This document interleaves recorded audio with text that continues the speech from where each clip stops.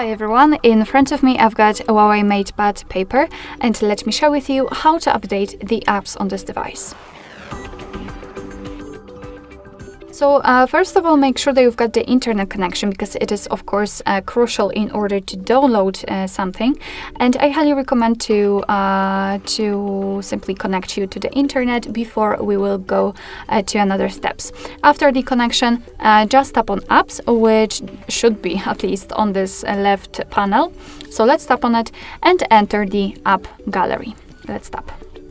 All right, we have already been transferred to the updates, but let me start with the featured, because basically and usually it will the first page which you will meet after entering the app gallery.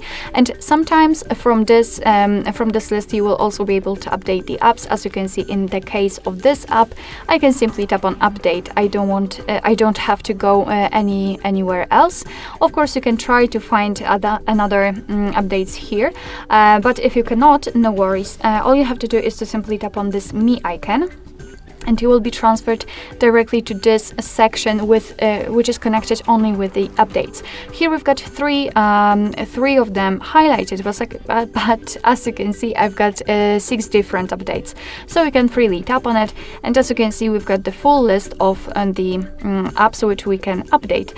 Of course, you can update only one of those apps or 2 of them just by tapping on those updates right next to the particular app, or you can simply tap on update recommended, and all of them will be updated, downloaded, and then automatically updated. What's more, if you want to turn on the automatic update, so you